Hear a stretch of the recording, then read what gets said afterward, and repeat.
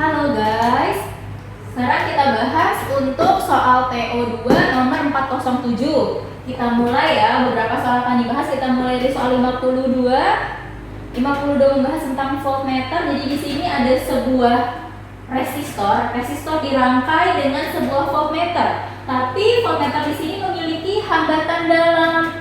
Hambatan dalamnya 10.000 ohm atau 10 kilo ohm. Nah, ketika voltmeter ini digunakan, terukurlah arus 20 volt. Nah, yang ditanya berapa sih sebenarnya voltmeter dari resistor 500 ohm ini? Nah, gitu ya. Oke, bisa dilihat perbedaannya apa. Kalau yang gambar pertama, voltmeternya punya hambatan dalam. Jadi arus yang di sini sudah termasuk hambatan dalam ini ya, 10.000. Sedangkan di sini kita mau gunakan ya nggak ada hambatan dalamnya, voltmeter ideal. Oke, sekarang kita lihat dulu perbedaannya ada di resistornya. Nanti kita ukur dulu ya. Kita hitung berapa besar resistor totalnya. Seperti biasa, berarti ini 1 per R total sama dengan 1 per 10.000 ditambah 1 per 500. Oke, kita samakan penyebutnya. Berarti 10.000 1 per 20. Nah, ini masih 1 per R total. Maka R totalnya kita dapat 10.000 per 21. Ini untuk soal yang pertama ini. Kalau yang soal kedua langsung aja. Di sini kita pakai R totalnya langsungnya 500 ohm. Oke. Kita gunakan perbandingan V sama dengan I kali R. Benar ya? V sama dengan I kali R. Nah, volt yang pertama terukurnya berapa? Terukurnya kan 20. 20 sama dengan I. R-nya 10.000 per 21. Nah, kalau yang ini V-nya kita mau tahu nih di sini V-nya berapa? I-nya yang kita gunakan kan juga sama. Nah, I maksudnya kita anggap sama. R-nya di sini langsung aja 500. Maka I-nya bisa dicoret kali silang 10.000 sama dengan 10.000 per 21 V. Yang kita dapat V-nya di sini 21. Oke, sekarang kita lanjut untuk soal 53. Untuk soal 53 di sini membicarakan tentang Ersan. Yang pertama dikasih tahu hambatan dalamnya 12 ohm, batas ukurnya 120. Lalu ketika paling tidak arus itu bisa mengukur 200 mA, berarti ini kenaikannya kan? Dari yang awalnya 120 kita ingin naikkan jadi 200, maka berapa besar Ersannya? Oke. Seperti soal TO1, mirip. Berarti kita bisa pakai persamaan I dikali hambatan dalam sama dengan I aksen dikurang I dikali Ersan. Ya, gini ya, tinggal masukkan angkanya aja. Yang awal mintanya 120, hambatan dalamnya 12. I aksen dikurang I, kurangi 80 dikali Ersannya. Karena soal perbandingan gak usah kita ubah satuannya, nggak apa-apa. Ini coret. Ini 2, ini 3, coret lagi 6. Berarti Ersannya 18. Ersannya 18 kita ambil 18, ada opsinya nih. Ada opsinya atau yang B atau yang C, seperti soal nomor TO1. Kalau ampere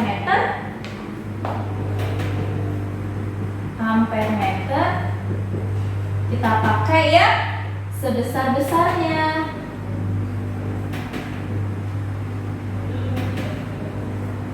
Untuk yang voltmeter kita pakai sekurang-kurangnya.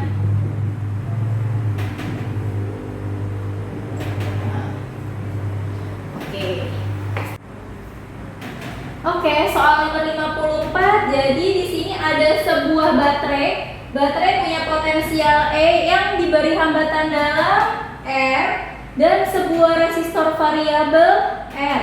Resistor variabel ini ya R besar. Dan ampermeter ideal A. Tabel berikut menunjukkan nilai kuat arus yang terukur. Berdasarkan data tersebut, nilai GGL baterainya berapa? Oke, di sini kita punya beberapa tabel. Oke, Ibu pakai dulu ya. Misal kita pakai yang R1-nya 1 ohm, I1-nya 5 ampere. Lalu kita pakai data yang R2-nya 3 ohm, I2-nya 2 ohm. Kenapa harus pakai dua data? Karena nanti ada dua variabel yang kita tidak ketahui. Jadi harus pakai sistem persamaan dua variabel. Jadi kita butuh dua data, ada dua variabel. Oke. Seperti hukum 2 Kirchhoff untuk loop tertutup. Apa hukum 2 Kirchhoff untuk loop tertutup? Sigma GGL ditambah sigma I kali R sama dengan 0. Itu kan? Oke, persamaan yang pertama kita pakai yang ini dulu. Persamaan yang pertama, GGL-nya apa? E ditambah I-nya kita belum tahu. R-nya 1, tapi jangan lupa ada R kecil, berarti ditambah yang hambatan dalamnya, nilainya 0. Betul ya? Oke, persamaan yang kedua. E ditambah, oh di sini I-nya 5 ya, substitusi 5 nih. Oke. Nah, di sini I-nya 2,5. R-nya 3 ditambah R kecil sama dengan 0. Oke. Ini bisa kita substitusi eliminasi ya, karena ini sama-sama E, maka E ditambah 5 plus 5R sama dengan 0. E ditambah 7,5 ditambah 2,5R. Oke, tinggal kita eliminasi. Dapat apa di sini nanti? 2,5R sama dengan 2,5, maka R-nya ini 1. Nah, udah ketemu R-nya 1, tinggal kita masukkan aja ke persamaan yang ini. Masukin nih. R-nya nilainya 1. 1 tambah 3 berarti 4 ya. E ditambah 2,5 dikali 4 dengan 0. Berarti berapa E-nya? E-nya pilih yang 10 volt. Ada minus berarti menandakan arah loopnya aja ya. Hal nomor 56, di sini ada sumbu X. X sama dengan min 2, ditempatkan muatan. Oke, di sini ada muatan Q1 plus 2 nanocoulomb. Agar resultan kuat medan magnet di sini, berarti di sini kita mau sigma E-nya sama dengan 0, di X sama dengan 0. Maka di muatan sini di X sama dengan min 3, berapa partikel bermuatan listrik? Di sini Q-nya ditanya, Q2-nya. Kan kita lihat antara Q1 dan Q2 letak titik nolnya adanya di luar ya. Kalau dia sigma E sama dengan 0 adanya di antara, oke, artinya apa? Artinya muatannya sejenis ya, ini dan ini sejenis, tapi kan ini nggak di antara, di luar. Berarti sigma E sama dengan 0. Apabila dia di luar, artinya muatannya berlawanan jenis.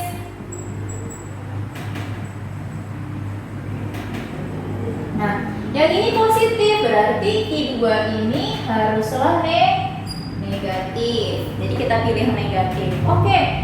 Nah, supaya dia sigma E-nya 0, berarti kan harus seimbang dong antara X1 sama E2-nya.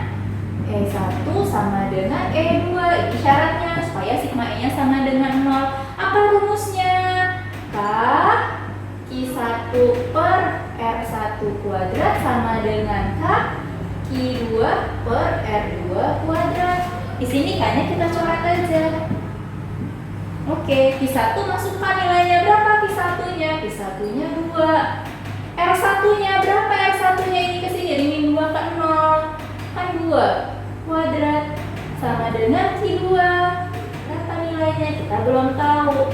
R2-nya ini ke sini 3 dong. 3 kuadrat 9. Dan tinggal dihitung berarti ya. Q2 sama dengan 2 kali 9 18 per 4. Artinya Q2-nya 4,5. Jangan lupa tandanya negatif. Oke, lanjut soal nomor 57. 57 ini tentang potensial listrik. Jadi ingat potensial listrik itu besaran skalar. Tanda minusnya kita ikutkan ke perhitungan ya, karena dia skalar. Oke, tanda minusnya kita hitung. Lalu di sini kita diminta menentukan potensial di titik D dengan jaraknya itu adalah D. Ya, jaraknya itu D. Ini D, ini D.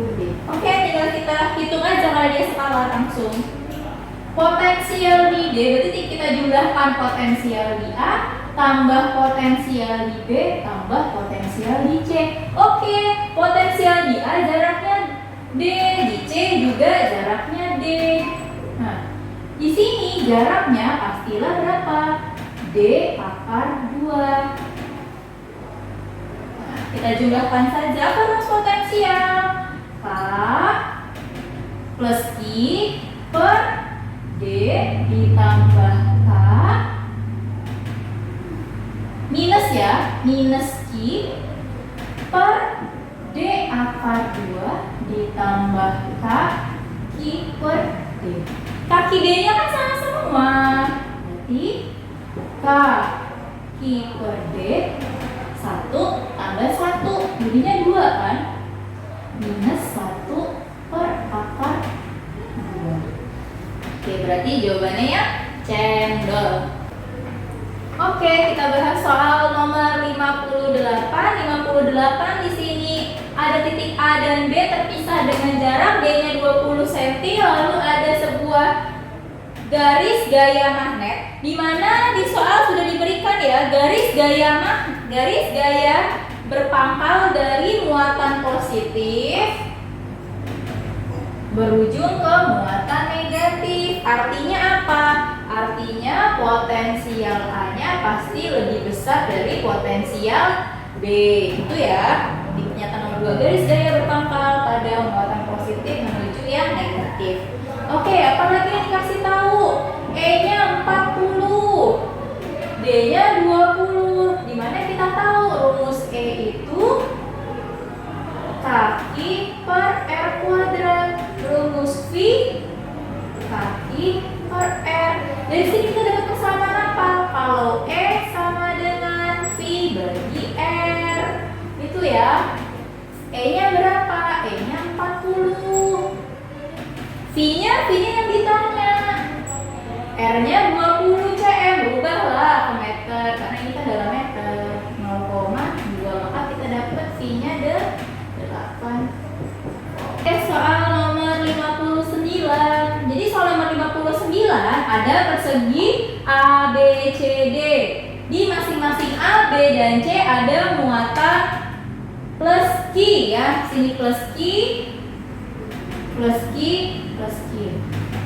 Ada muatan usaha untuk membawa muatan plus Q besar. Oke, jadi di sini ada muatan plus Q dari T hingga menuju D. Jadi ada muatan plus Q dari titik T hingga menuju D. Kenapa sih harus dari T berhingga? Karena kita tahu kan tadi rumus dari potensial itu V sama dengan kaki per R. Jadi kalau misalkan R-nya dibikin T hingga, maka potensial awalnya V-nya 0. Makanya paling mudah dibikin dia menuju T hingga, karena pas saat T hingga sehingga potensialnya 0. Oke, apa rumus dari usaha?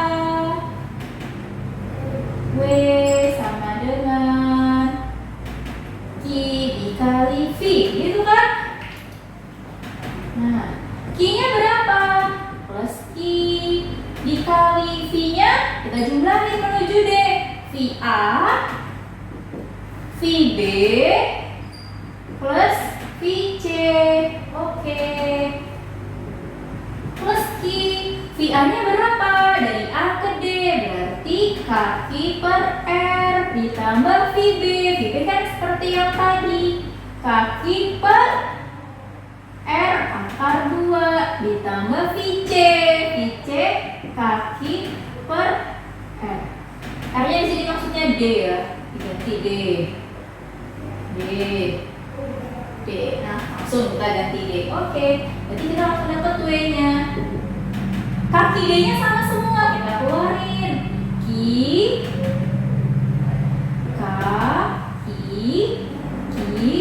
per D, 1 tambah 1, 2 ditambah 1 per akar 2. Berarti jawabannya ya M top.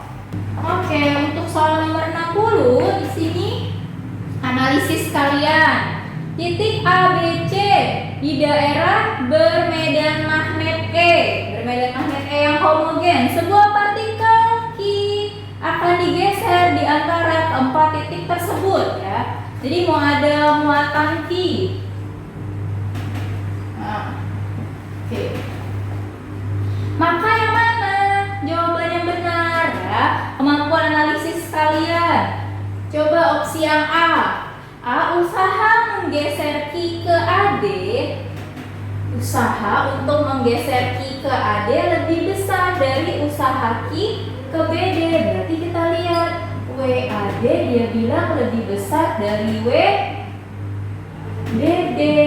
Rumus W itu apa? Rumus W kan tadi K Q per